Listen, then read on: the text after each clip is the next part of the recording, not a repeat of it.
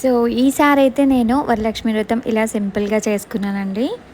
అమ్మవారు ఏ రకంగా అయితే వ్రతం చేయమని చెప్పిందో ఆ రకంగా ఆ వ్రతాన్ని కల్పోక్త విధానంగా ఆచరణ చేశారట. ఆ వ్రతాన్ని ఆచరించి అమ్మవారికి నైవేద్యం పెట్టి పూజ అంతా కూడా చేసిన తర్వాత ఈ చారుమతి మొదలగు స్త్రీలందరూ కూడా ఒక ప్రదక్షిణాన్ని చేశారట. ఎప్పుడైతే ఒక ప్రదక్షిణాన్ని చేశారో వెంటనే కాళ్ళకి గల్లు గల్లు మన శబ్దం కలిగిందిట. ఏమిటి శబ్దం కలిగింది అని కాళ్ళ దగ్గర చూసుకునేసరికి బంగారపు ఈ యొక్క